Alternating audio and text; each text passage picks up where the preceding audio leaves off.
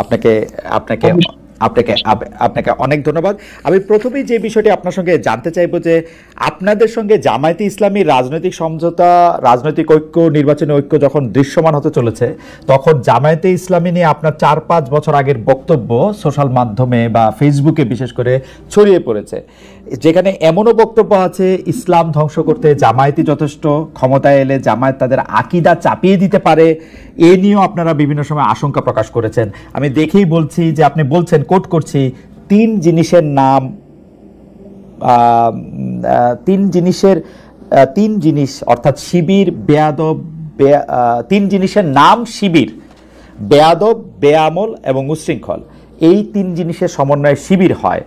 এখন সমঝোতার স্বার্থে আপনারা এই ধরনের পুরনো বক্তব্যগুলিকে প্রত্যাহার করে নেবেন? আসলে জামায়াতে ইসলামের সাথে আপনাদের রাজনীতিটা কোন সুতায় গাঁথা হচ্ছে? যারা মুফতি সৈয়দ ফজলুল করিম। আলহামদুলিল্লাহ, অশেষ ধন্যবাদ, শুকরিয়া জ্ঞাপন করছি। প্রথমত আমাকে কেউ বর্জন করার জন্য বলে নেই যে আপনি এটা বর্জন করেন, আমার মেসেজ এরকম আমার কথা আসে না। তারপরে যে প্রশ্ন করেছেন যে আমাদের বক্তব্য জামাতের ব্যাপারে, সেই ব্যাপারে এখনো আমরা কি অবস্থানে আছি না প্রত্যাখ্যান করছি, রোজাত করছি? দেখেন, জামাতও আমাদের ব্যাপারে অনেক বক্তব্য দিয়েছে। আহলে দেওবন্দের ব্যাপারে, আহলে সুন্নাত ওয়াল জামাতের ব্যাপারে জামাতের অনেক বক্তব্য আছে। তাসাউফের ব্যাপারে জামাতের বক্তব্য আছে।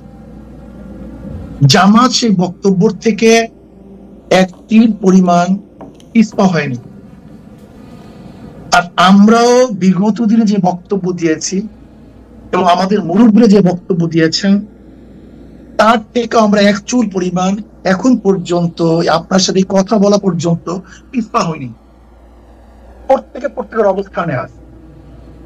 এখন প্রশ্ন করতে পারেন এই অবস্থানে থেকে আপনারা তাদের সাথে বক্তব্য কিভাবে দিচ্ছেন, একই স্টেজে আসছেন কিভাবে, প্রশ্ন এখানে। আমি এটার উদাহরণ দিতে চাই। যেমন আমেরিকা ইরানের ব্যাপারে যে সিদ্ধান্ত নিয়েছে, সেই সিদ্ধান্ত থেকে আমেরিকা কোনো অবস্থায় পিছপা হয়নি।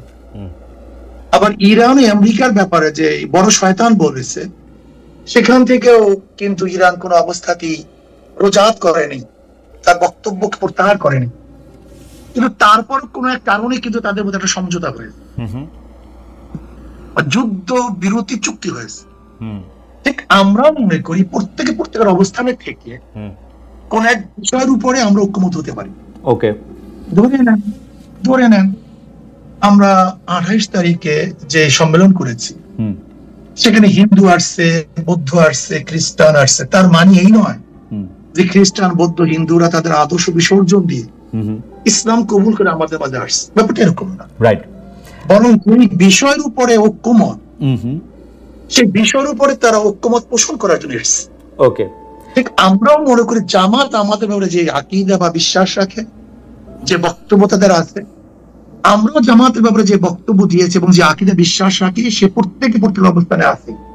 ওকে, বাকি আগামী বাংলাদেশকে গড়ার জন্য, এই জাতিকে বাঁচাবার জন্য, ইসলাম দেশ মানবতা রক্ষার জন্য আমরা শুধু জামাত না, আমাদের ঘোষণা ছিল ইসলাম দেশ মানবতা। এই মূল 3 ভিত্তিতে যদি বামপন্থীরাও কেউ জোট করে, অ্যালায়েন্স করে, নির্বাচনের সমঝোতা করে, আমরা তাদের সাথে করতে রাখবো। ওকে, এটি পরিষ্কার। অর্থাৎ মানে আপনি খুব চমৎকার করে বলেছেন যে অর্থাৎ আমেরিকা এবং ইরান যেরকম মত ভিন্নতা থাকা সত্ত্বেও তাদের মধ্যেকার আলাপ আলোচনা এবং সমঝোতা চলছে, সেমনিভাবে ইসলামী আন্দোলন এবং জামাতে ইসলামী আলোচনায় বসছে বা তাদের পরবর্তী রাজনৈতিক কার্যক্রম এগিয়ে নিচ্ছে। কিন্তু আপনাদের ডিফারেন্সটা ঠিকই আছে, এর থেকে এক চুলো আপনারা সরে আসেন নাই। তারাও মনে নেই, আমরাও। ওকে, এখন নিশ্চয়ই দর্শকরা বিবেচনা করবেন। আমরা পরবর্তী প্রসঙ্গে যাই। সবশেষ, এই শনিবার আপনারা রাজধানী ঢাকার সোহরাওয়ার্দী উদ্যানে যে বিশাল সমাবেশ করলেন, এ ধরনের আয়োজনের খরচ কিভাবে সংগৃহীত হয়? আপনি বা আপনারা কি নিজেদের ফুল টাইম রাজনীতিবিদ হিসাবে পরিচয় দেন, নাকি আপনারা পেশা হিসাবে কি উল্লেখ করেন? অর্থাৎ আপনাদের আয় রোজগারটা আসলে কিভাবে হয়? জনাব মুফতি ফজল। যেমন ধরেন আমরা একজন দিনদার, আমি একজন মুসলমান, জি আমার মূল পরিচয় একজন মুসলমান। জি মুসলমানের কাজ হলো দাওয়াত। কাদের মাঝে দাওয়াত দেবো? ফিজলাতিন নাস, গোটা মানবের কাছে দাওয়াত দেওয়া আমাদের দায়িত্ব। এক কথা, যেহেতু আমি মুসলমান, ইসলাম পালন আমার দায়িত্ব। ইসলামের মধ্যে যাহা কিছু আছে সবকিছু আমি পালন করব। নামাজ আছে, রোজা আছে, হজ আছে, যাকাত আছে, কলেমা আছে, ইসলামকে প্রতিষ্ঠিত করার ব্যবস্থা আছে, মানুষকে সেবা করা, অন্যার মোকাবেলা করা, ন্যায়কে প্রতিষ্ঠিত করা। অর্থাৎ ইসলামের মধ্যে যতগুলি কাজ আছে সমস্ত কাজগুলি আঞ্জাম দেয় একজন মুসলমানের কাজ। সেই হিসাবে আপনি আমাকে মুসলমান বলতে পারেন। মুসলমানদের মধ্যে ব্যবসা আছে, বাণিজ্য আছে। যেমন আমি একজন ব্যবসায়ী, আমার ফাইজান কোম্পানি আছে, আমার নিজে বিক্রি আছে। আমি ব্যবসায় কিছু সময় দিই, আমার সময়কে আমি পাঠ করি, ভাগ করে নিই। আমি আমার পরিবারের জন্য একটা সময় নির্ধারণ করি, আমি ব্যবসার জন্য কিছু সময় নির্ধারণ করি। অধিকাংশ সময় আমাদের দাওয়াতি কাজে ব্যস্ত হয়, দাওয়াতি কাজে থাকি আমরা। সারা বছর আমাদের সারা বছর প্রতিদিন আমাদের সময়সূচি বের হয় যে আজকে কোথায় থাকবো, কালকে কোথায় থাকবো, এমনকি কোন ঘন্টায় কোন সময় থেকে কোন সময় আমরা কোন জায়গায় থাকবো, এটা সবাই আমাদের জানে। মানে আপনি আমাকে একজন মুসলমান মনে করতে পারেন, আর মুসলমানের যে দায়িত্বগুলি সেই দায়িত্বগুলি পালন করার একজন ব্যক্তি হিসেবে আমাকে চিহ্নিত করতে পারেন। রাজনৈতিক যে দল আপনি আপনারা প্রতিষ্ঠা করেছেন, সেই দল থেকে, সেই দল কি কারো কাছ থেকে চাঁদা নেয়, বা সেই দলের নেওয়া চাঁদা থেকে কি আপনারা কোনো ভাগ পান, বা আপনি কোনো টাকা নেন সেখান থেকে, বা আপনারা কোনো টাকা নেন? এটা তো মারাত্মক প্রশ্ন। দেখেন, আমরা নেই না। আচ্ছা, যেমন এই বছর এই যে সম্মেলন হয়ে গেছে, আমার 1 লক্ষ টাকা দিতে হয়েছে, আমাদের আমিরও 1 লক্ষ টাকা দিতে হয়েছে। নিজের পয়সায় গেছি, নিজের পয়সা আসছে। কিন্তু সম্মেলনে তো অনেকে বলে থাকেন খরচ হয়েছে 50 লক্ষ টাকার মতো। না, 50 লক্ষ, কয়েক কোটি টাকা খরচ হয়েছে, 50 লক্ষ টাকা হবে। আচ্ছা, তো বাকি টাকা? কয়েক কোটি টাকা খরচ হয়েছে। বাকি টাকা সব নিজেরা, প্রত্যেকে আপনারাও যেমন 1 লাখ টাকা করে দিয়েছেন, তেমন যারা এসেছেন তারাও টাকা দিয়েছেন, তাই তো? প্রত্যেকে টাকা দিয়ে এসছে, আবার নিজেরটা খেয়েছে, নিজের পয়সা চলে গেছে। আচ্ছা, চাঁদা এবং ইয়ানত, জি, আচ্ছা আপনি বলেন তো, মসজিদে যখন আমরা নামাজে যাই, জি, আমাদের সামনে কি আসে? বাক্স নিয়ে আসে, রাইট? এই ব্যাপারে আজ পর্যন্ত কাউকে সমালোচনা করে শুনছেন? করেছে কেউ সমালোচনা, হয়তো অন্যভাবে আর কি। জি, গির্জায় টাকা দেয় না, চ্যারিটিতে টাকা দেয় না, দেয়। জি, এই গোটা দুনিয়ার চ্যারিটি চলে কিভাবে?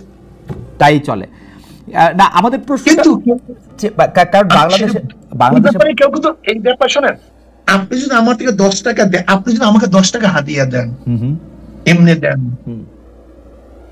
আর যদি 10 টাকা আপনার থেকে জোর করে নেই, এই 2 টাকার মধ্যে পার্থক্য আছে। অবশ্যই পার্থক্য আছে। না, পার্থক্য নেই এখানে। না দাঁড়া হুজুর, আপনি আমার অজ্ঞতা ক্ষমা করবেন। আমি জোর করা দূরে থাক, কারণ যা চাই আপনি সব বলবেন। দাদা, জোর করা দূরে থাক। আমি এরকম বহু লোককে জানি যারা পীর সাহেব চরমনাইকে টাকা দেওয়ার জন্য, কিভাবে টাকা দিবেন, কোন ভাবে আপনাদের একটু দেখা পাবেন, তার জন্য তারা এক ধরনের অনেক আমি কি বলবো, পাগল শব্দটা আমি বলতে চাই না, অনেক অস্থিরতার মধ্যে তারা থাকেন। সুতরাং আপনারা জোর করে নিবেন সেটা আমি বলি নাই। আমি শুধু জানতে চেয়েছি যে এই ভক্তরা বা যারা আপনাদের অনুসারী তারা যে টাকা দেয়, সেইখান থেকে আপনারা কোনো টাকা নেন কিনা, সে পার্টির প্রধান হিসাবে, একটা ব্যক্তিগত দল। জি, যদি কেউ ব্যক্তিগত হাদিয়া দেয়, সেটা আমরা গ্রহণ করি। আচ্ছা,